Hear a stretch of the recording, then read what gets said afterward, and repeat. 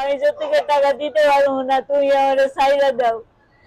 আর এই কথা বলাতে 25 তারিখে রাত্রে ওই আমার এই ঠোঁটটা কয়টা দিছে। ক্যান্সার পেশেন্ট এই প্রথম আমার মেয়ে বিয়ে দিছি ওদের ইতারা বিয়ালা হচ্ছে 16 বছর ওকে গরুও ন দেয় তার আমার মেয়েকে কথা শোনাবে গরুটা এখন আমি 1,75,000 টাকা আসসালামু আলাইকুম সুপ্রিয় দর্শক শ্রোতা, স্ক্রিনে আপনারা একটা মেয়েকে দেখতে পাচ্ছেন, তার নিচের ঠোঁটটা কাটা অবস্থায় দেখছেন। এটা কিন্তু এমনি এমনি কোনো অ্যাক্সিডেন্টে কাটেনি, তার পাষণ্ড স্বামী এই ঠোঁট কেটে দিয়েছে। তার অপরাধ হলো তার বাবার বাড়ি থেকে যৌতুক আনতে বলছিল তার স্বামী, সে আনতে ব্যর্থ হওয়ার কারণে তার স্বামী তাকে ধরে এইভাবে ঠোঁট কেটে দিয়েছে। তো দর্শক শ্রোতা, এই ভিডিওটি অনলাইনে দেখার পর আমি প্রতিবাদ হিসেবে ভিডিওটি তৈরি করছি। আপনারা ভিডিওটি শেয়ার দিবেন যেন সে মানুষরূপী জানোয়ার, তার পাষাণ্ড যে স্বামী, তাকে আইনের আওতায় আনা হয় এবং তার দৃষ্টান্তমূলক শাস্তি দেওয়া হয়। দর্শক শ্রোতা, ভাবতে পারছেন একটা মানুষ হয়ে একটা মানুষকে কিভাবে এভাবে অঙ্গহানি করে। এই মেয়েটি যতদিন বেঁচে থাকবে ততদিন তাকে এইভাবে বিকলাঙ্গভাবে বেঁচে থাকতে হবে। দর্শক শ্রোতা, দেখেন কি একটা পরিস্থিতি, তার কথা বলতেও কিন্তু কষ্ট হচ্ছে। আপনারা ভিডিওটি দেখবেন, সোশ্যাল মিডিয়াতে আছে। আসসালামু আলাইকুম, আমার নাম সাদিয়া আক্তার মুন্নি।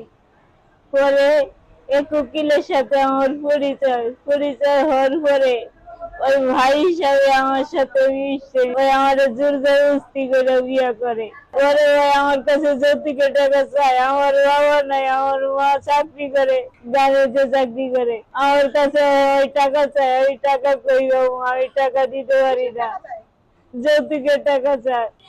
যৌতুকের টাকা আমি দিতে পারি না, আমি কইছি আমি যৌতুকের টাকা দিতে পারবো না, তুমি আমারে ছাইড়া দাও। আর এই কথা বলাতে 25 তারিখে রাত্রে ওই আমার এই ঠোঁটটা কয়টা দিছে। আপনারা বেশি বেশি শেয়ার কইরা আমার এই চিকিৎসার একটু সাহায্য করে।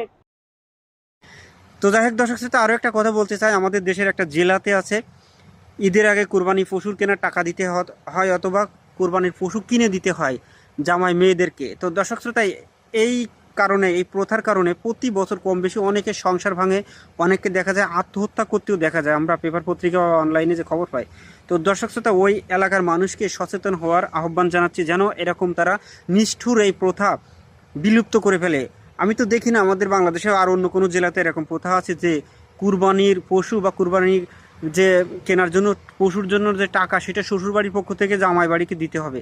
তো দর্শক শ্রোতা, প্রায় দেখি এই কারণে অনেকেরই সংসার নষ্ট হয়ে যায়, অনেকে আত্মহত্যা করে এবং কি একটা নিষ্ঠুর একটা প্রথা।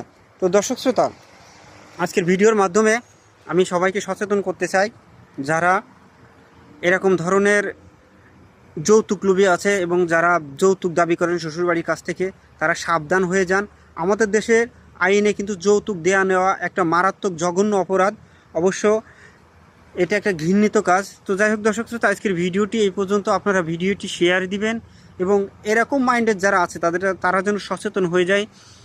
এখন একটা কথাই বারবার ভেসে আসছে, ওই মেয়েটার ঠোঁটের একটা অবস্থা, বিভৎস অবস্থা, বিশ্রী একটা অবস্থা। তাই যে পর্যন্ত সবাই ভালো থাকবেন, সুস্থ থাকবেন, আল্লাহ হাফেজ।